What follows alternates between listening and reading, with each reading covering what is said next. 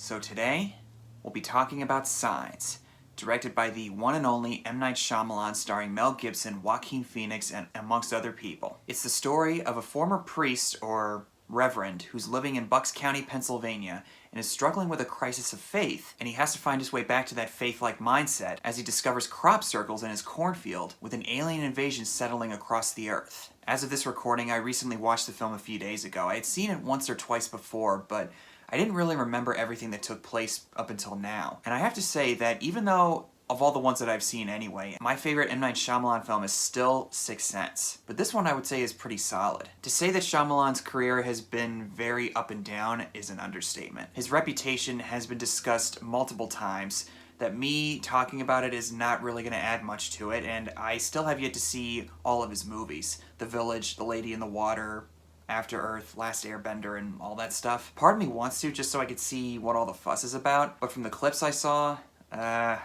not really sure if I want to go there just yet, but I would say that from what I've seen at least, Shyamalan definitely does have a capability to him. Obviously, his style is not for everybody, and some of the choices he makes in here, particularly at the climax when it involves the aliens, numerous people have talked about how that doesn't really make any sense and how does that even happen. We'll get to that later, but I think what really is at the core of this movie, and what really should be the main focus, is how this family manages to fight their way through this alien invasion and learn how to bond as a team again, as a family unit. The alien invasion is just really a backdrop to what's happening. Similar to the War of the Worlds film starring Tom Cruise, where he learns how to be a good father to his kids, with an alien invasion taking place on Earth. This one, on the other hand, is a lot more confined to one family and to one general area, where they're not traveling across a certain region of the country. We see glimpses or hear little bits of information that go on throughout the world as people are reacting to seeing these aliens in places like Brazil or Mexico City, but it's really all in this one area of Pennsylvania. And this film is really special for me in so many ways because I live in Pennsylvania, only a few counties away from Bucks County, and a couple of people I know are from that area, so that just adds more to the experience for me. It's a very quiet, tense, quaint, and almost charming kind of movie in a lot of ways. We as the audience would probably think that it's about the signs in the cornfield, the crop circles. You know what the crop circles are? Crop circles. Why don't you buy something? But now that I think about it, it's really about the signs that you see from past experiences and how it plays into the present moment. In particular, Mel Gibson's character, remembering what his wife told him with her dying breath. All this could have been easily explained right away in the opening of the movie, but Shyamalan wisely chooses to let it slowly, gradually reveal itself until the climactic moment. You could say whatever you want about the guy, but one thing that you cannot deny about him is that he's able to trust the audience to wait for the right answers to come when they need to hear them. Even when you're right in the moment that it doesn't make sense, when you look back on certain things in the film, it makes the experience all the more worthwhile. Sixth Sense and Unbreakable, and one of his most recent films, Split, have a very similar vibe. Clearly, there's a lot of inspiration that Shyamalan took from Alfred Hitchcock as far as the suspense and the tension that builds throughout the movie, and in certain moments in particular, when he zooms the camera out as Graham talks to that one guy on the phone who accidentally killed his wife, also played by M. Night Shyamalan.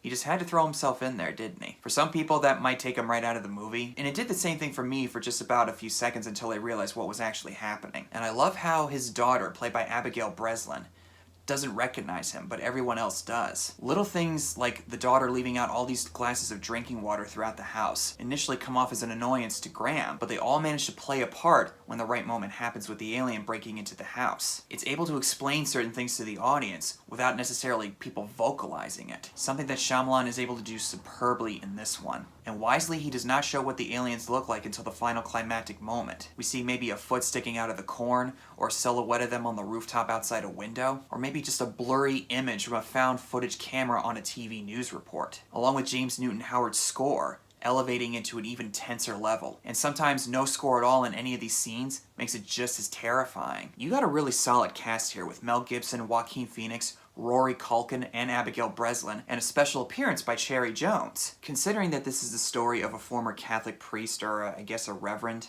I'm not exactly sure what his denomination is, Shyamalan, I think from what I gather, has an interest, or at least a really big affinity for religion and God and the afterlife and the spiritual realm, and maybe, I guess you could say, supernatural or really grandiose types of ideas and themes. This film is a lot more confined in comparison to some of his later films, and more so a similar scale of his previous two films that came out before this one. And actually, I think that's where he's able to really succeed, because from what I've seen of Last Airbender and After Earth, No.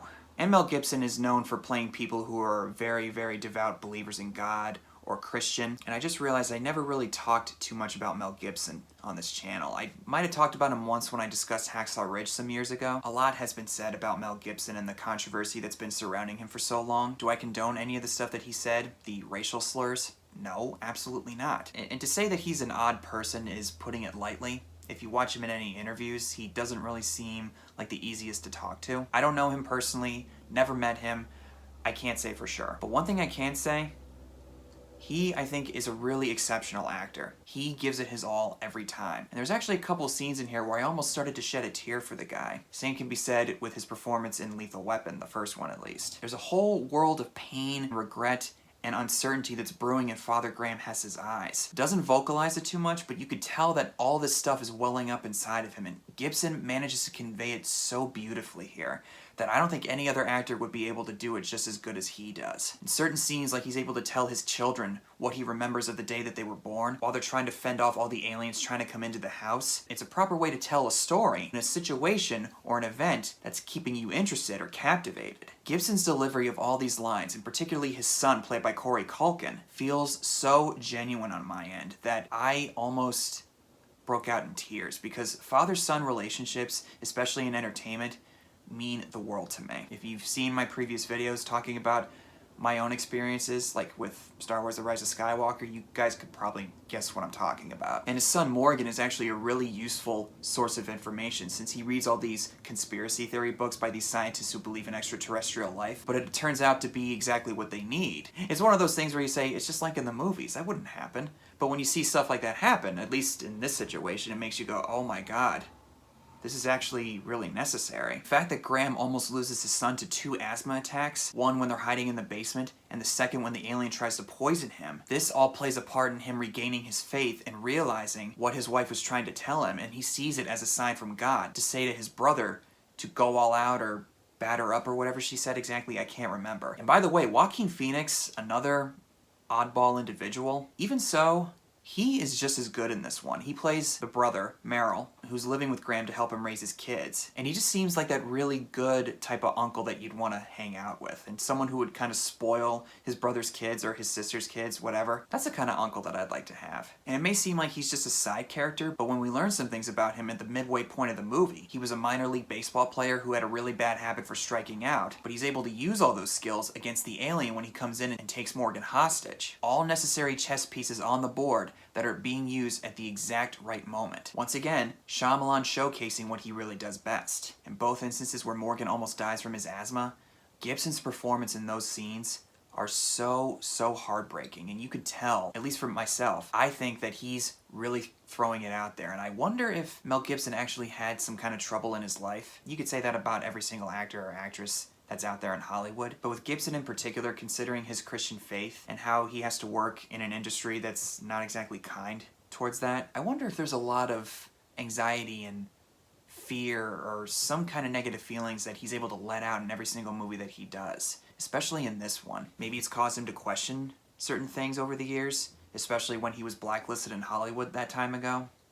I don't know. I just can't help but wonder sometimes with Gibson in his movies. And I think that's what really makes him, I think, maybe a better actor than some people give him credit for in today's day and age. Again, not condoning all the bad things that he did or said. Maybe it's time to put our torches down and give Mel Gibson another shot. Thankfully, he was able to do that with Hacksaw Ridge, but maybe let's give him a little more wiggle room, shall we? I'm gonna get off my soapbox now. I also really like that we don't see everything that's going on with the alien invasion. As I said earlier, we only hear and see glimpses of what's going on around the world. TV footage seeing the lights in the sky and the clouds, and in the daytime you can't really see anything, and a bird supposedly hit something in midair and fell to the ground dead, and then all of a sudden you hear that they started to retreat, basically wanting to harvest humans and not take over. I guess you could say it's similar to War of the Worlds, kind of like what Joaquin Phoenix says as they're watching the news story at one point in time. But when it comes to the actual reveal that water makes aliens weak, obviously everybody has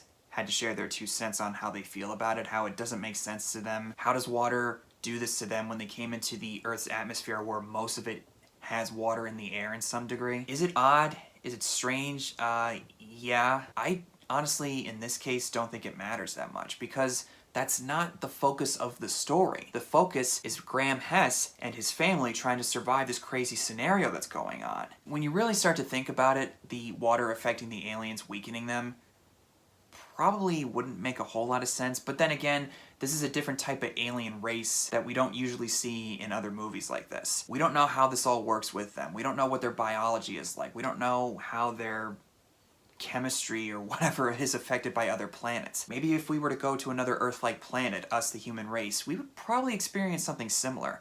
I'm no scientist or anything. Again, in this case, I don't think it really matters that much, because the focus is the family. And the ending is one of the most simplistic yet effective endings that I've ever seen in film. You see him in his priest garb, or the Roman collar that's around him. You hear his family carrying on downstairs, getting excited about various things that they're planning. No words spoken from him, but we as the audience can tell that he's back into that place of faith again, that he realized what God was able to show him, that he is real and that he's watching over him. There's a lot more that I could cover about Signs and the various things that people have mentioned. I don't really feel like I'd be sharing anything new in that regard. I will say that Signs is a really, really good movie, and I think a movie that people should pay more attention to. In comparison to his other films with Shyamalan, in a lot of ways it's, I think, pretty underrated. Maybe not as good as Sixth Sense, and obviously it's a lot more well-known than Unbreakable is, but even so, this one I don't think gets talked about nearly as much as his other films do. If you're able to look past all the aliens being affected by water, you might actually be surprised with this one. This is one of the few movies that I can watch that has scary elements to it,